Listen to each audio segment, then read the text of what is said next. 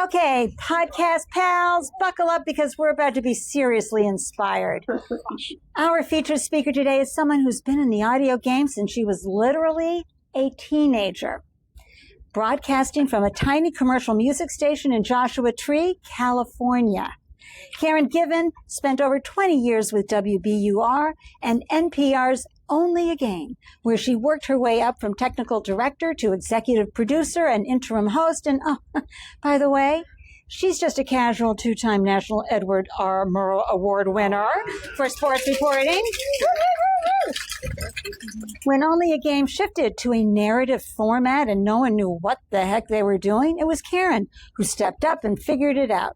She became a master of narrative audio and developed her own best practices along the way. And now she shares these tools with podcasters and newsrooms across the country. And lucky for us, she's local. And she's sharing them with us today. Please give a big New England Podcasters welcome to the one and only Karen Given. Thank you. Thank you. This is so fun. You have such a fun group here.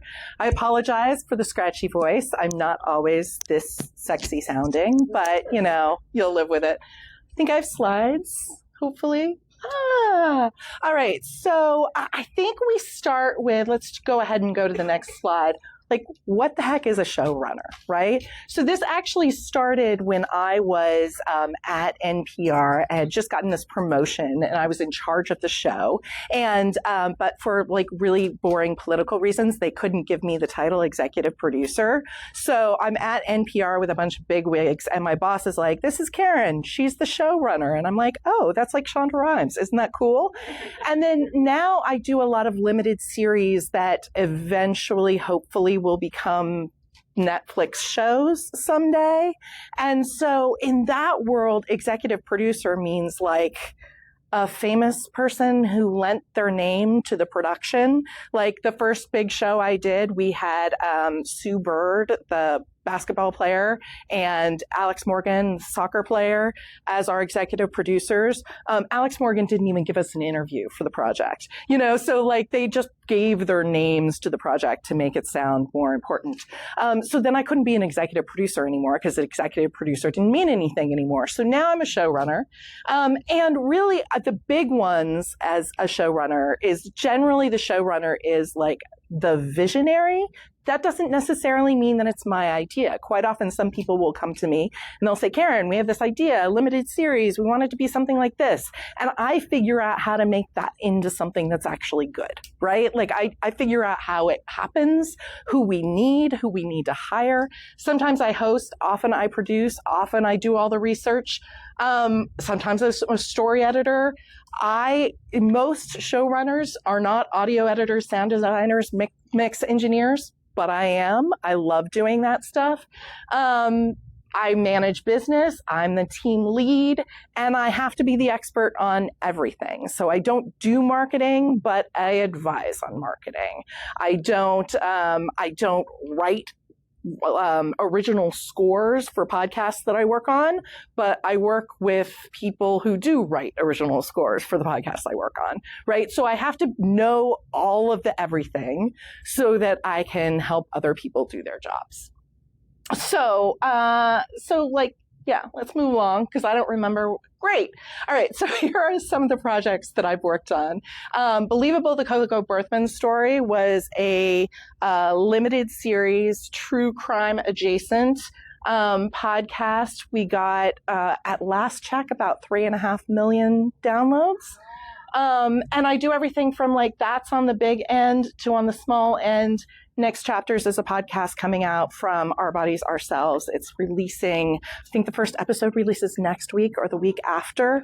So it's a big range. And these are all podcasts where everybody gets paid, right? So on the low end of these podcasts, they might cost $3,000 per episode.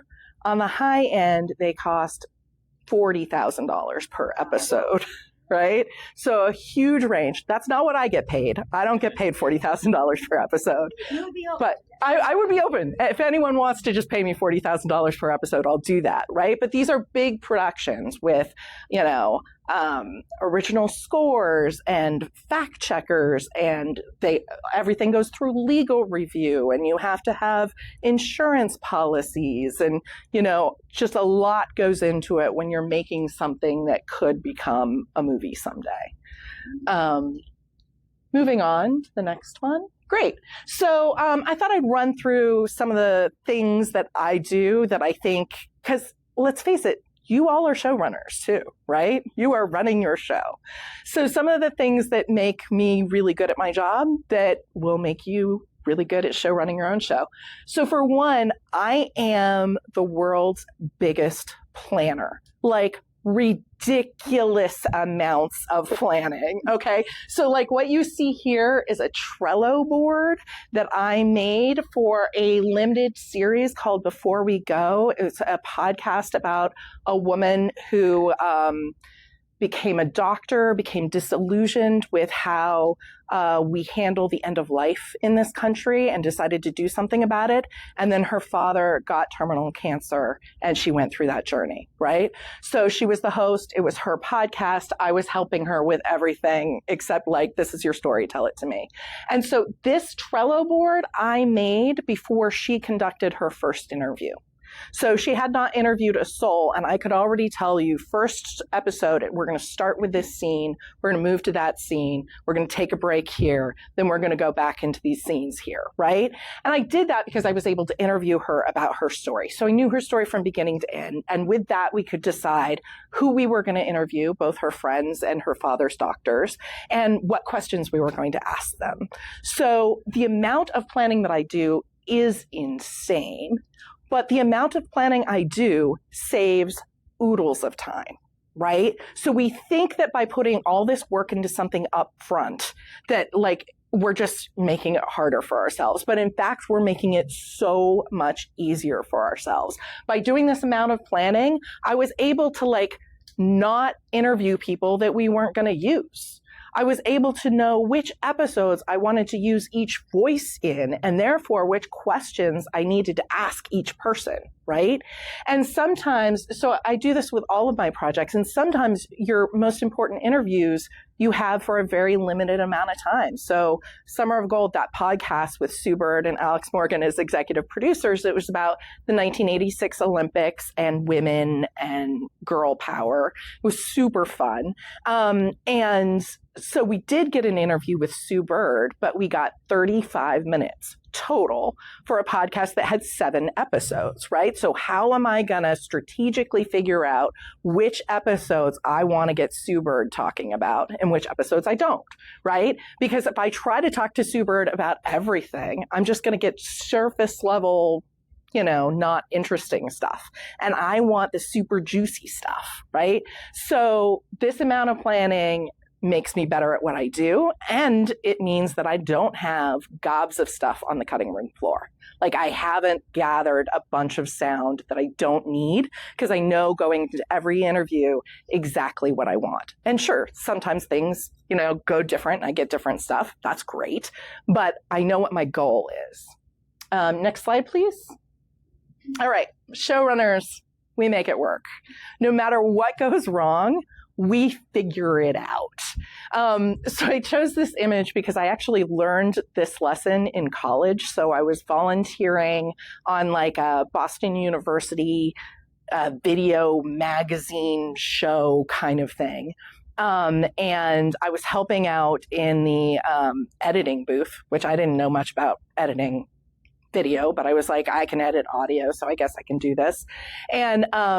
And someone came in, a producer came in, and she's like, okay, look, I recorded a band, but she plugged into the wrong thing on the mult box, and she ended up with line level sound instead of mic level sound. And if it's just completely distorted. There's nothing you can do to fix it. So her audio was wrong. Like there are parts where like the camera gets flipped on its back because someone bumped into it on the dance floor, right? Like everything possibly to go wrong went wrong.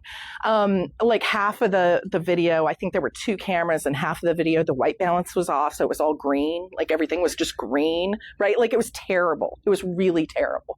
But she had like a good recording of the audio from a different performance, but she only had audio. And I was like, great, we're going to turn this into like an artsy music video. And we are going to use all the parts that like, we're going to do random rough cuts from where it's green and where the camera's flipped on its back and where someone bumps into it. We're going to use all the outtakes as our intakes. And we're just going to make it artsy as hell. And we're going to own it. Right? Like we're going to pretend that we did it this way on purpose. Right. And it was great. I got to say, it was like really fun and entertaining. And it was a fabulous lesson for me to learn. Right. So I don't spend a lot of time when things go wrong. I don't spend a lot of time lamenting the vision that I had. And I have a vision, right? Like I've spent a lot of time on my vision, right? But what you have to do is just immediately figure out how to make it work. And it's funny that you mentioned the Edward R. Murrow Awards. So the second Murrow Award is actually for a story that I did for NPR that was the only audio for that story, the only interview audio for the story was literally the worst interview I've ever done. Like I did an interview with a woman and she like would just sort of stop talking sometimes and she didn't want to really share. And she just like, it was terrible. Like I ended the interview thinking I don't have anything. And then I was like, Karen, you just have to make it work. Just make it work. And I did. And I won a Murrow Award for it. So we make it work. Thank you. Next slide, please. Showrunners love structure. So I work mostly in what we call narrative, which is storytelling. It's usually episodes that have a plot of some sort of chronology.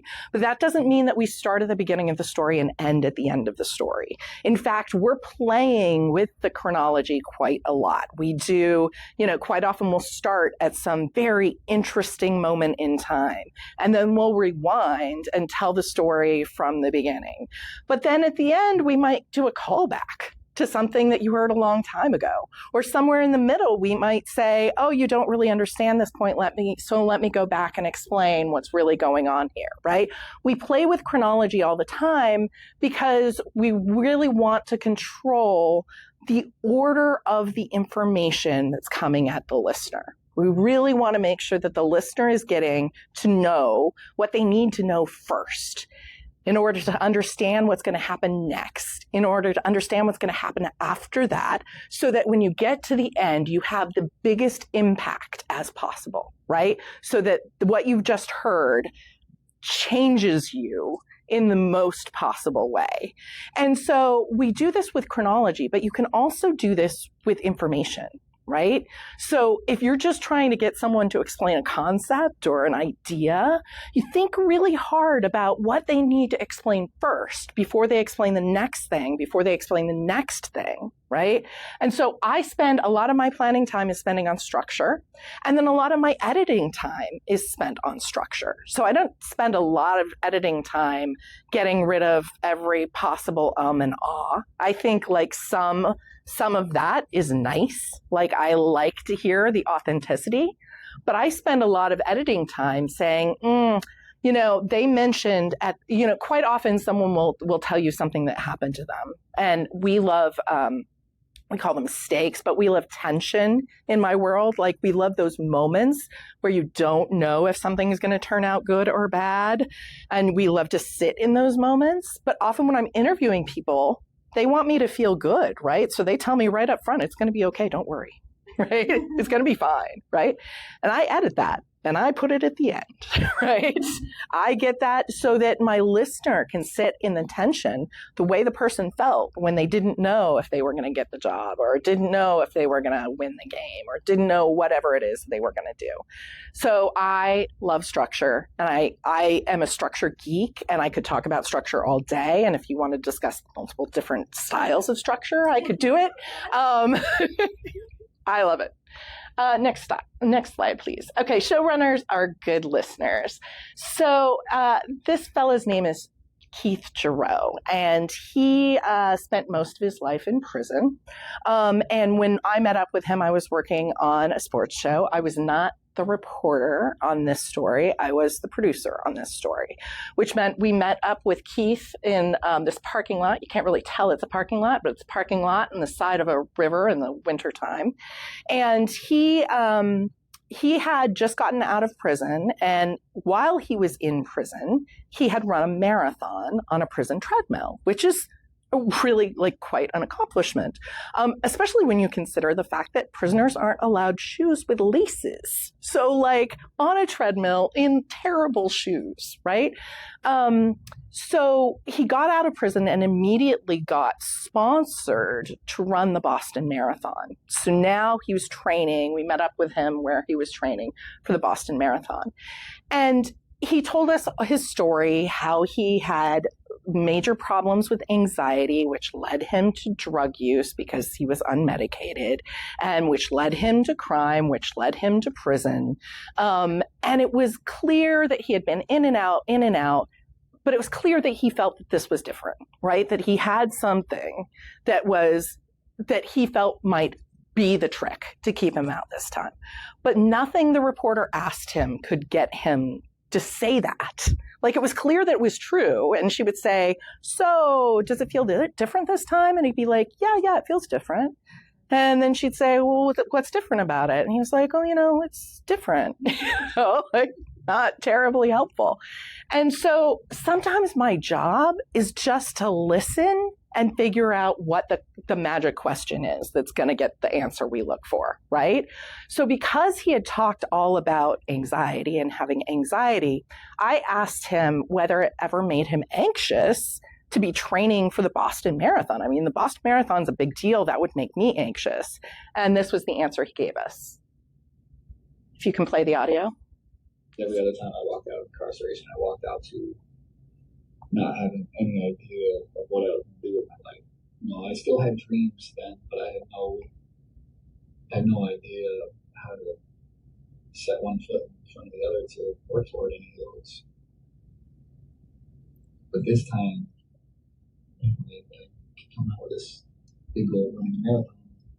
All I have to do is run toward it. So, I mean, it's a beautiful answer, right? Like, it was exactly what we were looking for.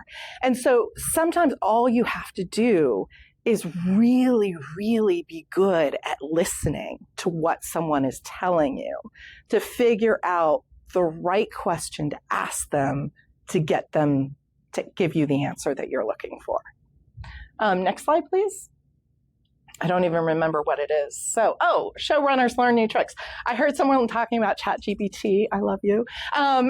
So I am constantly trying to figure out how to do this quicker and easier and cheaper, right?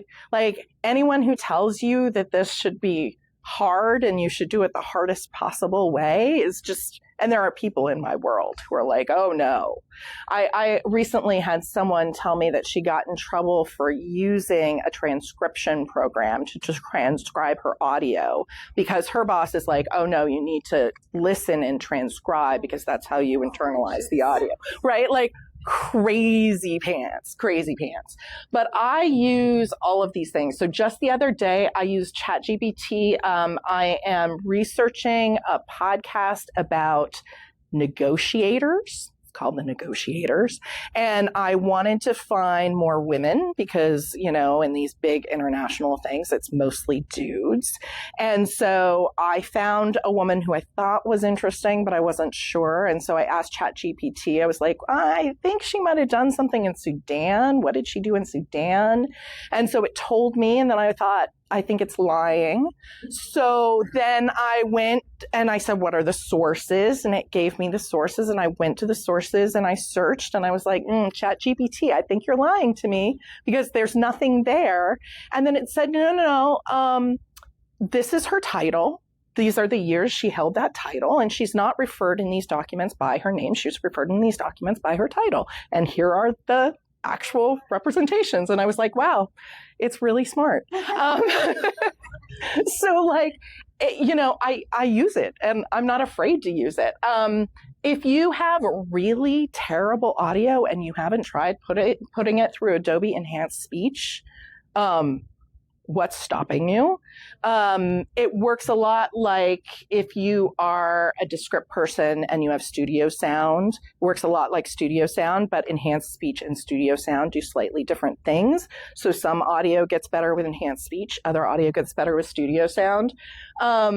Riverside, Trent, all of these things are amazing. Descript takes days out of my workload.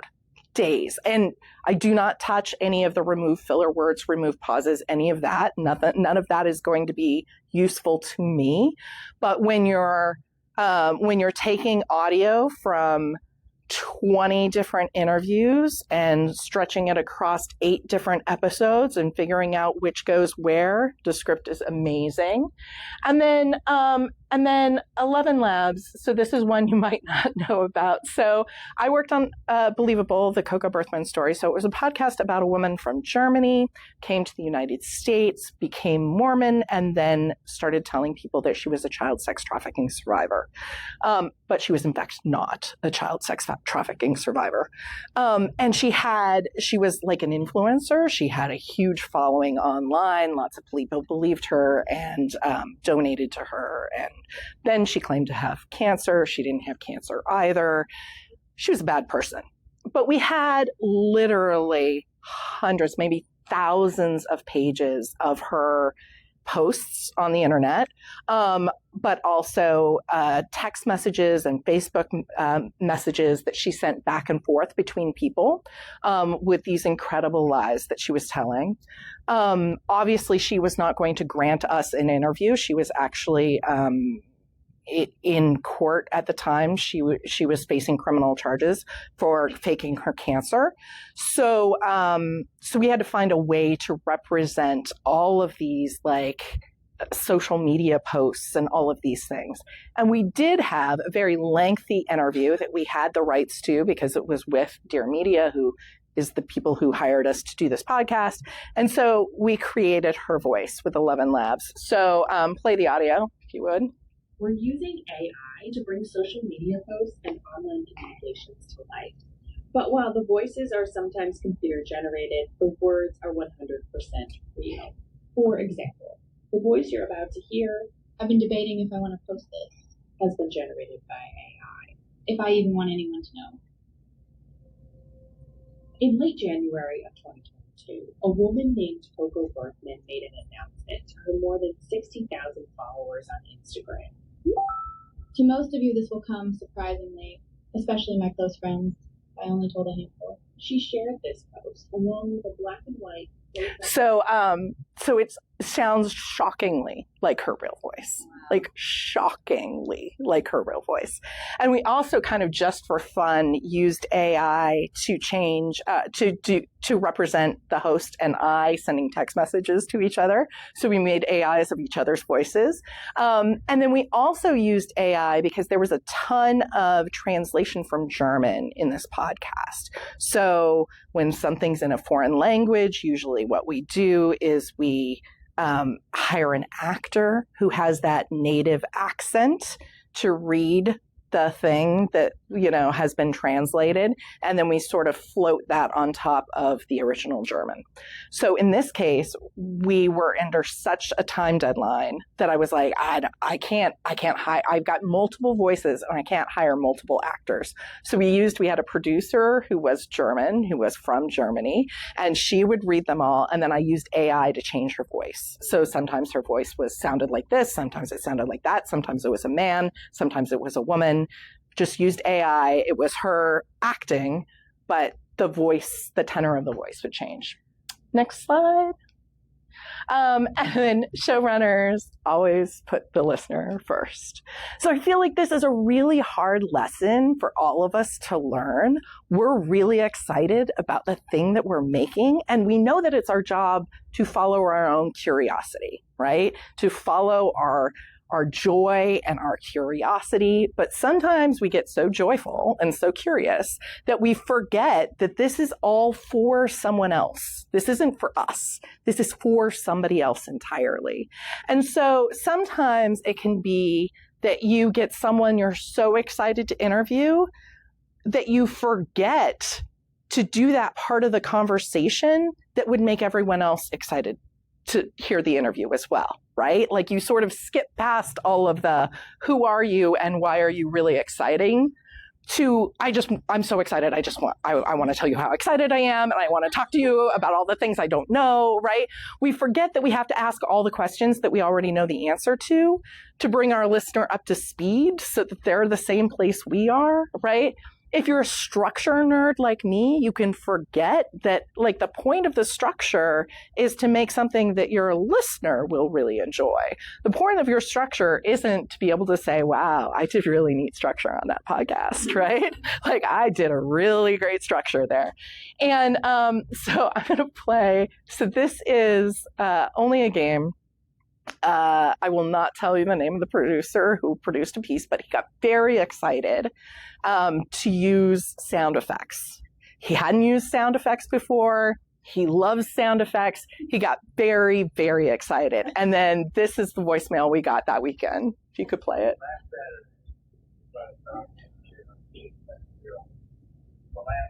Oh, we can't hear it. Can you turn it up? Because the producer has no idea what the hell he's doing. 7 a.m. in the morning. You don't want to hear that crap noise that you're supposed to. Never listen to the program again. Oh my God. Everybody wants to watch that. Well, actually,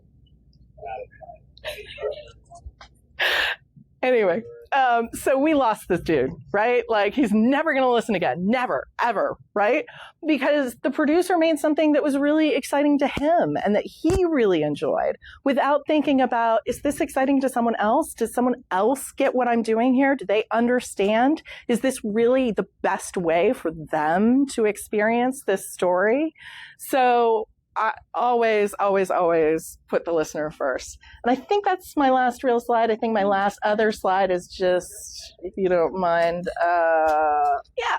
All right. So if you have any questions, I am also a person, one of you said that like someone was like, I'll give you 30 minutes.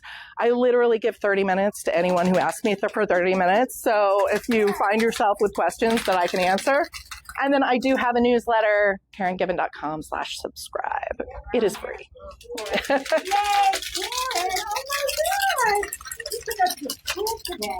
Seriously, thank you for providing the actual moments. Any questions? I actually have one question. Yeah. So something that I do so I'm going to give you the source origin of my. Oh, Hi. Hi. Feel like Maury. Yeah. So the origin of my question is because I do this for my client because I'm trying to save podcasters time, right? Mm-hmm. That's the thing, time and technical. So I hand all the technical to them, blah, blah, blah. Okay. So if they have a solo episode and I have an AI of their voice, it really sounds like them. Like, there's some that are kind of like, but there's some that they're like, yeah, okay, I'm good with that. That sounds like me. And they do the script. So it's really what they're want to talk about, right? And sometimes we generate script with AI to be so a lot of AI happening here. Right? Okay. And so I plug and play, put it, and they've really spent like maybe 5 minutes on it, and they now have an episode out in the world because we've generated their voice in AI, we've generated a script from an outline that they want, so like we're able to pump out more episodes. Yeah. Okay, fine. So that's the origin of the question. So I'm kind of concerned because I know, like, if you use, for example, 11 Lab, I personally, anyway, I'm going to say Descript. Sure. If you use Descript, I have to get, like, their consent. Right? They have to, like, verbally consent that we're doing this, which I get, and I'm all for that. So my question is the legality around it, because you mentioned it as well. Yeah. That's my question. So the legality around what? Exactly. Their voice. Okay. So, like, we'll say, this is AI generated. Yeah. I'm always, like, saying this is AI generated. So that's my question. Yeah. Okay. Yeah. I mean, so there are interesting legalities for sure. Like, so for Believable, we had to go through a whole like process where lawyers wrote briefs at a time. And there was like an extra insurance policy taken out specifically because we were doing an AI of a person's voice without their permission. Right. And that's why we used 11 Labs because Descript won't let you do that. And we were being incredibly careful about it was absolutely her words. Nothing was changed, all of those things. I would not suggest an indie podcaster who doesn't have lawyers behind them doing AI of someone's voice without their permission. Mm-hmm. Right. And so that's why we do it out of Descript, because right. we get their permission. Yeah. I don't know. I still feel like it's a little like I'm not worried about I know my client. Right. You know what I mean? Right. But I still feel like they could still say that wasn't me. Well, don't you have their permission in writing? Oh yeah, we do. Yeah. So you have and Descript. The interesting thing about how it creates the AI is that it creates the AI from a script that they require the person to read that gives permission. Yeah. Right. So there's no faking that, because if you were faking that, then Descript would be copying a faked voice. Right. So it's I think you're really safe there. I'm not a lawyer. No, I know. Right. But that's the reason why they have it work that way. That's the reason why the script that they use to create the AI voice is a script granting permission. Right. And so when we use it to fix any like audio, I don't have to say to them, re-record this section. Like I'm not worried about that, but like now that I'm into the whole thing. I mean, so I wouldn't worry about the legality of it, because they've agreed to that, and hopefully you've got it all in writing, and I wouldn't worry about that. Although I will say, from a listener point of view, I have heard podcasts like that and I turn them off immediately, right? Like there is an authenticity that is absolutely lost. Right. So now it depends on what their purpose for their podcast is, right? Like, so if their podcast is, I'm making a podcast because I want my employees to know things, and this is going to be required listening, then it can be whatever terrible, unauthentic thing it needs to be. But I don't worry about AI ever taking my job, because AI will never be able to be authentic the way that I am. And so like when I hear AI, I'm like, yep, that's AI. I personally can't do it. Other people maybe don't have a problem, right? But yeah. Anyone in the Zoom room, you have a question in there? You all set? Okay. And over here. Yes. So I'm getting ready to do a lot more insurance. Yeah. And so I'm curious, because you talk about listening. So what are the things? Sorry. So what are the things that make the startup of the introduction and early stuff the most compelling? What kinds of questions you ask to make it? Because I hate when we have so and so read introduction, right? So what do I do? Okay. Yeah. So you already said the thing that I try to say to everyone, which is like, that big long bio, skip it, right? Like people get like a short one sentence introduction of who they are. And beyond that, I'm going to try to wrap all of the other pertinent details into questions about them, right? So when it comes time for the listener to know that they did this great thing, that's when I'll say, as part of the question, so in 2018, you won this great award and it was for this thing, and I want to ask you about this, right? So I try to wrap all that bio stuff into questions so that it's not all front loaded. And what I want people to start with, even if it's a chat conversation, I want them to start with a story that tells me who they are and where this conversation is going. Right. So I stalk people online. I mean, I find out everything you could possibly find out about a human being until I find that story that I want to start the conversation with. And I usually ask the question kind of like that, like, tell me the story of blah, blah, blah. Right? Because I want to get people talking in anecdotes. I want to get them talking in stories, because I think that is how we as humans relate to each other. So I want to make sure that first question is absolutely a story question. And it might be the kind of thing, it might be, I used to have this every set of questions I get from a junior reporter always starts with like some version of tell me about your childhood. And I'm like, we are not Freud. We do not need to start there every time, right?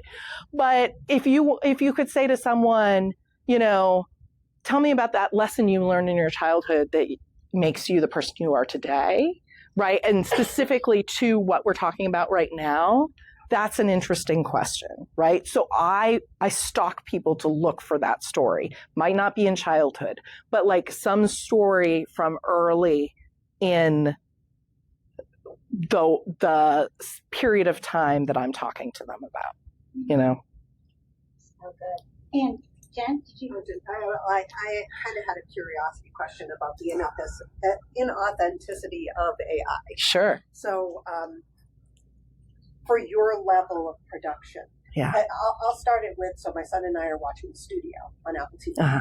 It's a comedy about just running a studio, and in one episode they're creating this movie, and they're afraid that they're doing something racially inappropriate. So they're running around the whole time, and in the middle of the whole episode, the producer says, "By the way, we're going to do the eyes and mouth in AI to cut down on how much it costs." And at the very end, they're talking about it in front of a huge crowd, worrying that they're going to say something about it being racist. And somebody gets up and says, "I heard that you're using AI for the eyes and mouth. You're taking away valuable jobs from actors or whoever it is." Do you get that kind of pushback? Yeah. So when we did, so I will say I've only done the one podcast with AI voices, and it was for the very specific reason I described. And I got a lot of people who were like, "Why didn't you just hire an actor?" And so I think it's I don't know. So backing up, sorry. I think that the reason we didn't just hire an actor is because for this very specific use case, it was better not to, right? So there was a lot happening in terms of I wanted to be able to go back and forth from the AI voice to we had many, many recordings of her with her real voice. And I didn't want it to be like, who's that talking? Right? So there was that. There was also, we were like on a crazy timeline. So I was re-recording AI stuff, the night before episodes went out, right? Like there just wasn't time to get an actor in front of a microphone the number of times I would have had to get an actor in front of a microphone.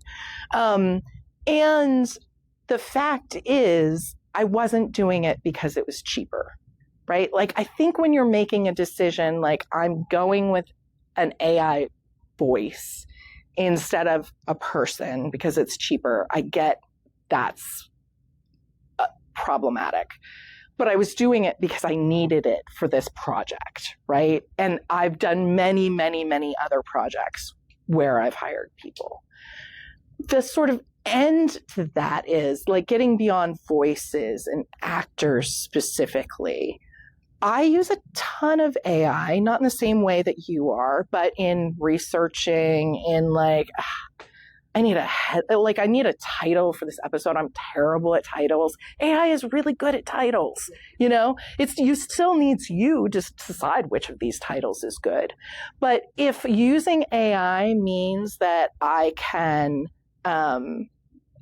make more podcasts, that's good for everyone. And that each of those podcasts costs less money. That's good for everyone because the podcasting doesn't have a lack of listeners, right? But when you look at what advertising revenue brings in and what the kind of podcasts I work on costs to make, that delta will never work, right? Like you can never pay $40,000 per episode and pay for that with advertising. So I've got to figure out how to get that $40,000 per episode number down, right? And if that means using AI and the result is we just have more podcasts, that's great, right? Like if the price per podcast comes down, that doesn't mean the world has less podcasts. It means the world has more podcasts. And it doesn't mean there are fewer jobs. It means, right, like that I'm juggling more things, but there's room for you to juggle more things too. So Karen, like that. thank you so much. Everyone give Karen a big round of applause. Thank you so much for joining us.